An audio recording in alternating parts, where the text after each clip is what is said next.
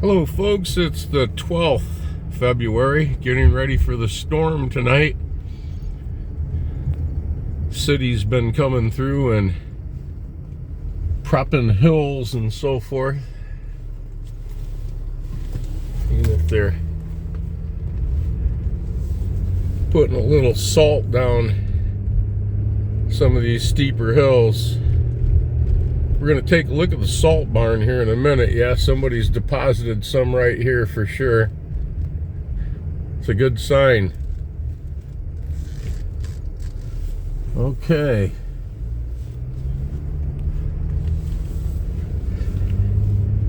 Let's see if they put a little down here too. I do see some.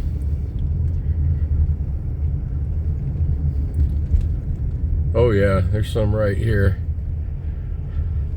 We're going to look at the barn where they keep all this stored and the plows. Be right back.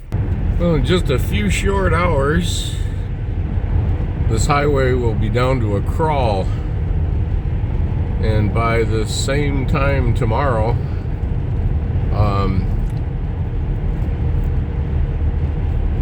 about the same amount of snow. So we're looking close to 10 inches. But then there's going to be more over the weekend and then next week as well. Average February, it should have been like this during January too. It's not going to get dreadfully cold. It'll be down in the teens and the 20s, but they weren't calling for anything below zero. That could all change though. We live here in Michigan.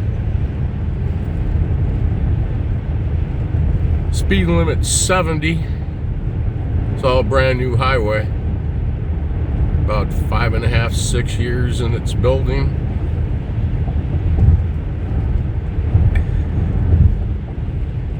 Went from 2 lanes to 3 lanes. Nice 200-mile-an-hour embankment, Z-rated tires. Maybe. The trucker here pulling off to the side. I cannot safely get over yet, but I can now. Give him a little wide berth where we can.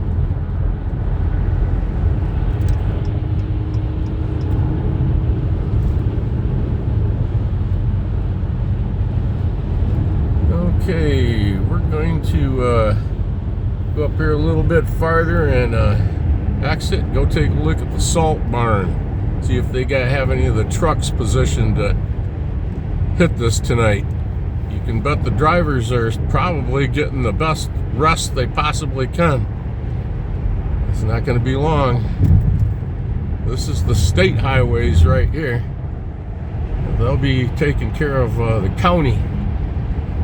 And pretty much the same trucks. The states have a couple of trucks that's a little different, but that's what we're going to look at here in a minute. Be right back.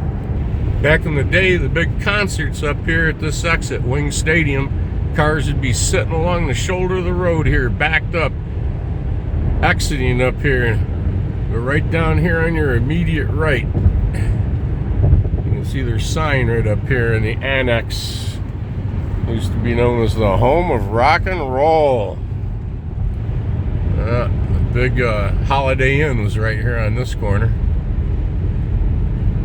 Now, when Alice Cooper played here, they spent the night there in that Holiday Inn, the band, and they had adjoining rooms, and there was another room on the other side.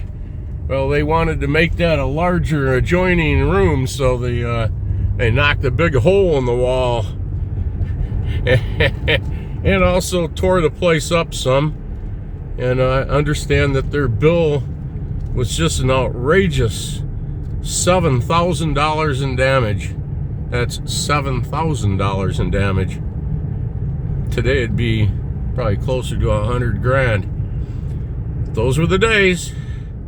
Let's go down here and look at the salt barn. You want to buy a good toy, a big person's toy, there's where you go right there. There's the toy store. You name it.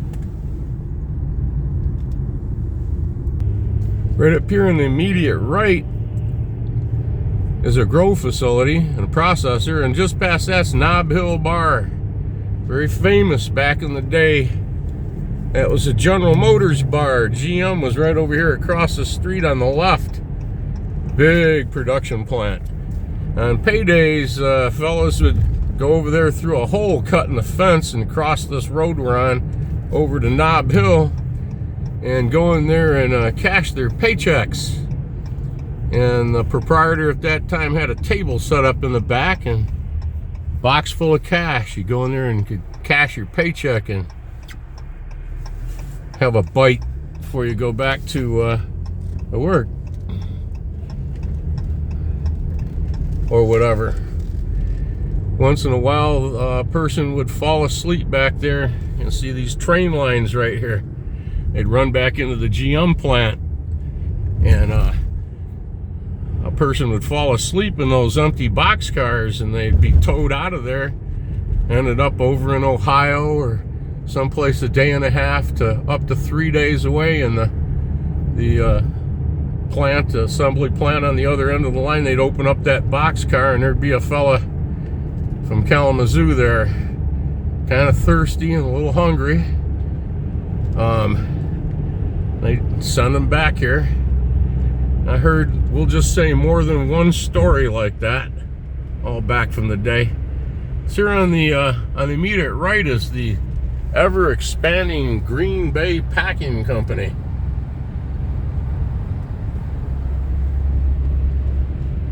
At least it was. I think it still is. They've really grown.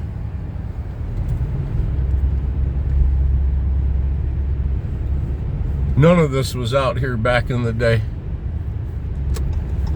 Unbelievable how this has grown out here. This used to be Prab Robots and one little pole barn right there. And then it expanded and moved over here across the street in that facility. And next to it here is the county. This is a brand new facility. I believe it's less than 2 years old now. This is where all the sand trucks, the snow plows, the lawn mowers, everything. It's the Road Commission of Kalamazoo. The maintenance.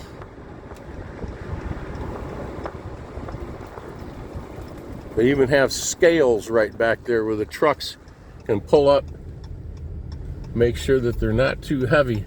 Back there's all extra snowplow blades and everything, and all the trucks are right here in the barn ready to go.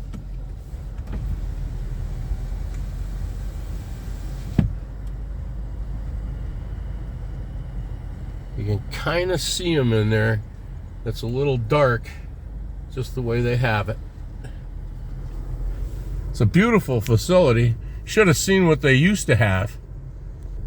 You have to love the street names right here. Snowplow Drive, 1909 Street. It's 1909 Street, all right. They're going to be coming out of here like crazy here in just a few hours. But you can bet it won't be long, and all this property right out here will certainly be sold.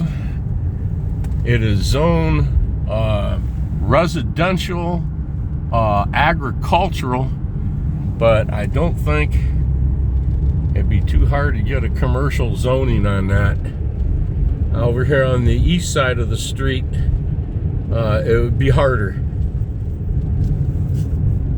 Right here on this corner used to be a hog farm back in the 60s. And on the opposite corner right over here, it was woods, kind of swampy. little pond back in there. Of course, you can see the old farmhouse right here, kind of telling. This neighborhood was built back in the 60s. This is Cork Street. It used to go East Cork Street. It used to go straight through.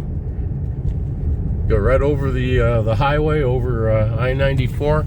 Another old farmhouse right there. And then right to Sprinkle Road. But when they put the new highway through, the renovations and the new bridges, they decided they'd take this out. Well, this was all General Motors back in the day. This was their water tower. It's close to one of the airport over here, so of course it has to be checkerboard and lit. And this was the BOC. The BOC was Buick Oldsmobile Cadillac. It was a big door plant. Thousands of employees worked here. I know people that worked here from the day that they opened for business, so to speak, to the day that they closed. These were farms over here on this side, and of course the old highway went right up over and around. They took it all out. We're not gonna even get close to that.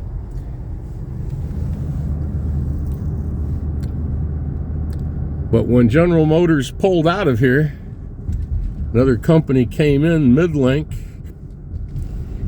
and they improved the property. There were all homes along here, old homes. These have since been raised, and of course a hotel being built right here. Okay, where the Fairfield is right here, this is the front parking lot of General Motors. Okay, and then as you go down the street here, you can see the Candlewood. This is all out in their parking lot. This is all paved, heavy security fencing all the way around. And right there was one of the main entrances, right there in the corner of that building, for the employees. And of course, out here, all massive parking. They have Corvette rallies out here, setting cones up and stuff. Have road races out here in this parking lot with Corvettes once a year. A lot of guys in here and gals own Corvettes. Yep. Go in here and turn around and go through the back. I'll show you what the developers did here. There are several different businesses in here now. Expeditors, storage facilities, you name it. A lot of room out here to build yet. You can see out here in front. All right. We'll just tear back along down here a second. Right back. Okay, I want to show you a little something over here. Of course, at GM you have white collar and you have blue collar. I'm going to show you a little entrance here for the white collar workers, where the boss had come in and the folks in the office, and they would pull right inside the building right up here. And I've toured this. I've had a tour of this twice, this whole facility, when it was in operation. And you see this overhead door right here. It says 3361. Well, right inside there is where the boss, the manager of the plant, and VIPs and so forth, that's where they'd pull their vehicles. And here is where they would work, right here in this part of the building. And while their vehicles were inside, they had hired employees here that would wash, wax, and detail the vehicles. And so when the boss and others that worked here in the office, they'd come out, every time they had their Cadillac, whatever GM vehicle that they were driving, ready for the road. Now, you notice right here, see this part of sole back here? Okay, contractor. You see this big opening here, man. And then the back of the building here. Okay, you got Sigma machine and so forth. This was the whole center section of the building. And Midlink tore it out. They took one whole third, the whole center third of this facility, and they literally removed it. Made it loading docks and the back doors for the new companies that have come in here. Pretty cool. We'll be right back. Of course, this plant had its own power source right back here. And we can see this is the far eastern end of the plant. This was all secure back in the day. You could never come down here. You can see it through the fence. But this was their powerhouse right here. This is where they coal, I believe it was coal burning at the time. They had the train cars come in.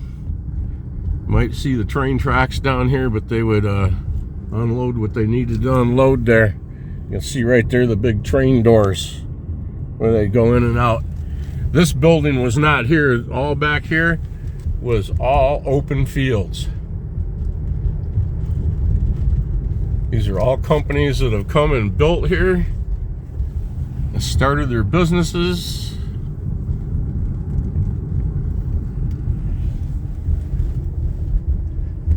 Since this facility has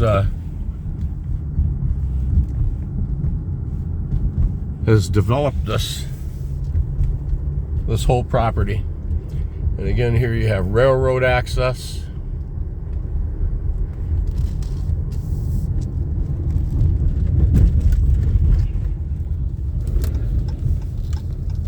And we'll just go right back out through here through the front. Very secure facility right here. It's part of General Mills. It's one of General Mills product warehouses. Brand new facility. Newer, couple years. Over here you can see a lot of Bob's Discount Furniture storage probably in there. This is all at the south end. This is where the paint booths used to be.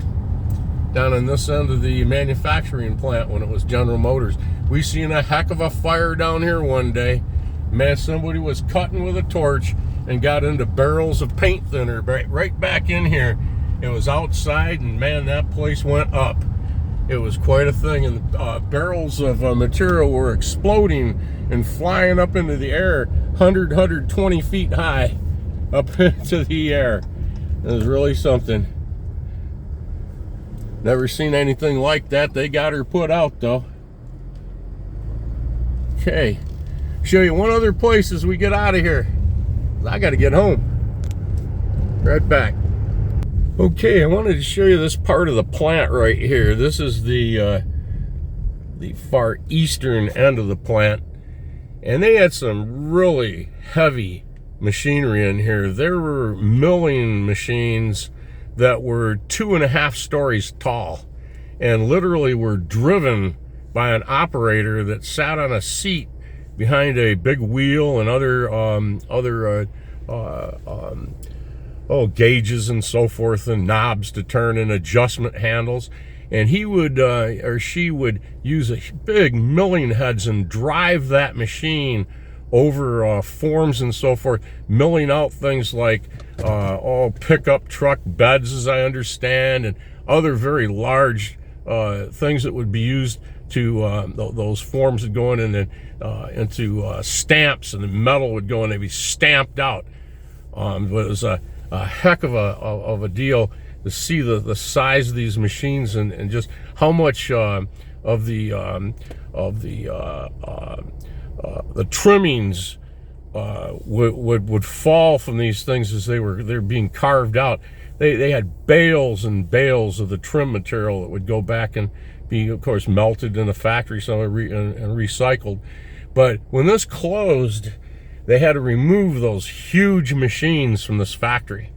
And a lot of this factory floor were cut 6x6 and 4x4 timbers set, I think they're 24 or 36 inches deep, like a huge wood floor, 2.5, 3 feet deep in some places. And then of course poured cement and steel and things to support some of these machines and just the general flooring in here.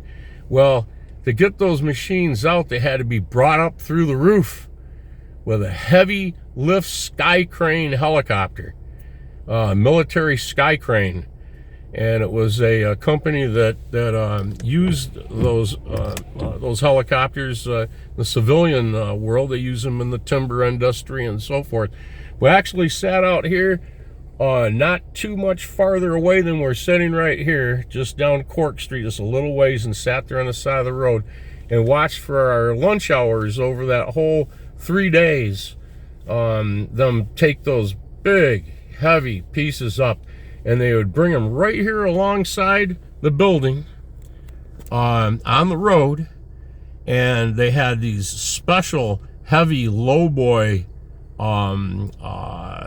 semi-trailers, and these had many axles on them.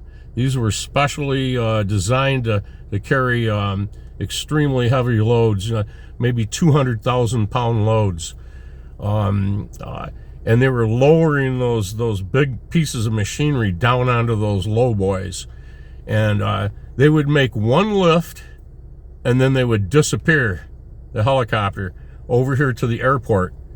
And we know what they were doing. They were refueling, and then they would come back as soon as, you know, the schedule for and they would pick up the next piece. But I got to see 5 pieces lifted out of here, and I didn't even have a camera. Of course, sometimes you that was back before they even had pagers. And so if you had a camera, you were carrying a 35 millimeter around on a strap like a reporter or a tourist. It's just too bad. Wish I would have got some shots of that. But anyways, right down here is where I worked for many years as well, not far away. We'll take a look there, see what it looks like. I haven't been by here in a few years. This used to be Coleman Rent to Own. Mr. Coleman was a pilot. He had a beautiful Mooney. Right here used to be Jacqueline Steel Company. And they have changed hands. Down here at the end of this street, it used to be Grandavo, a big heavy-duty construction crane company. And if you your semi went off the road into the ditch, these were the people that came and got you out of it. That was Grandavo. It looks like that's all gone too. Nice new pole barn right here. Yep, we're gonna turn around because everything behind me used to be ours. I'll take a little look at this. They really developed this. We sold this years ago. Property went back. You can see everything that's fenced in all the way over to that wooden fence where it says Arbor right there. That was the back part of the property right here. The people next door bought all this, joined it together. They expanded. Yep, there's the back of our building right here. This back 10,000 square foot I helped build when we built that. There's my father's and my office right there inside that little door in that window. But that's after we sold the main part of the business. But you see all up here. And then the new owners left Kalamazoo. And so we leased this out for a number of years to another company. All these pine trees you see right here, my father and I planted. They were the size of 5-foot Christmas trees when we planted them. His office was up there in the corner. over there in the far right-hand side. We got Terry's Road Service and Grand Davo Crane Service. They're all gone. That's all gone. And now Young Supply is in here. There's all our Christmas trees we planted. There's Young Supply. I went through that entrance a few times. There's Dad's office. And then here's the Sign Art Company. Yes, sir. A lot of history in there. 1971 all the way up to 1996. And actually, and then Dad and I in the back all the way until about 2003, going on about 2004. And then he decided to retire for good. And so we closed the books. We were selling offset printing machinery, printing presses, bindery equipment, darkroom equipment for the large offset printing industry. And that's what he did all his life for more than 50 years. And it's interesting because the first machine that he sold was made in Grand Haven, Michigan at the Challenge Machinery Company. And on our books, the last machine that he sold was a Challenge paper cutter, a used one, made in Grand Haven, Michigan. And so it was really interesting to see that the paperwork. Dad had that first invoice for his first machine, a Challenge paper cutter, or a Challenge proof press, and a Kluge 12 by 18 letterpress. The first two machinery sales he made. Yep. And there was an awful lot of them in between. All right. Gonna get home. You can see the snow is starting. Thank you for coming along today. A little bit longer one, man. But we had a lot to talk about before all this crap hits. All right, thanks again. Thank you for subscribing. Thank you, each and every one. That thumbs up and hitting that notification bell, all that good stuff. And keep you in the loop. There's Summit Polymers right there.